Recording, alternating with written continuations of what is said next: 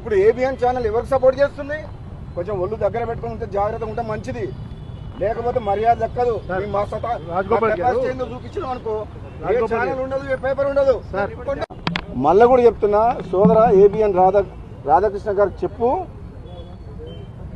తెలంగాణలో నిజమైన ఉద్యమకారులు నిజాయితీ పరులు ఎంతోమంది ఉన్నారు. ఇతర పార్టీ నుంచి వచ్చిన ఎంతోమంది వ్యక్తులు ఉన్నతమైన స్థానంలో ఉండొచ్చు.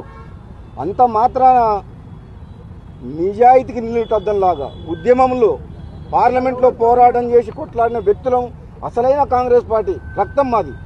మాలాంటి వ్యక్తులని కించపరిచే విధంగా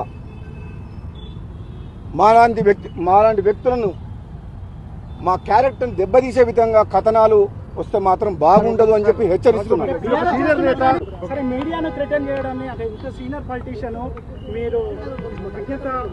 మీడియాని నేను మీడియా అంటే నాకు గౌరవం ఉంది, జర్నలిస్టులు అంటే గౌరవం ఉంది.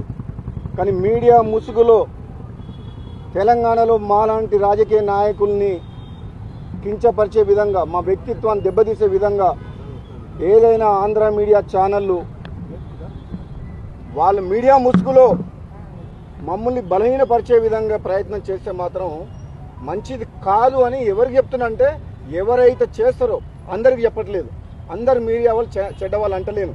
కానీ ఎవరెవరు చేస్తుండ్రు, కొందరు వ్యక్తుల గురించి పనిచేస్తారు వాళ్ళు, కొందరు వ్యక్తుల్ని బలంగా తయారు చేసేందుకు నిజాయితీ పరులైన నాలాంటి వ్యక్తుల్ని కూడా బలహీనపరిచే విధంగా కొన్ని ప్రయత్నాలు జరుగుతున్నాయని మన ఏబిఎన్ ఛానల్ స్టోరీ చూసిన తర్వాత నాకు అర్థమైంది. అందుకని చెప్తున్నా, చాలా కేర్ఫుల్గా ఉండండి. అలాంటి ఛానళ్ళు మాకు కావాలంటే 100 ఛానల్ పెట్టగలిగే శక్తి మాకుంది. ఏబిఎన్ కాదు, ఏబిఎన్ లాంటి ఛానళ్ళు, ఆంధ్రజ్యోతి లాంటి పేపర్లు కావాలంటే 100 పెడతాం. మేమే వాళ్ళ మీద డిపెండెంట్ లేవు. తెలంగాణ కొట్లాడి సాధించుకున్నాం. ఇంకా ఆంధ్ర మీడియా మీద డిపెండ్ అయ్యి తెలంగాణ రాజకీయ నాయకులు ఎవరు పనిచేయట్లేదు. మాకు మీ సర్టిఫికేట్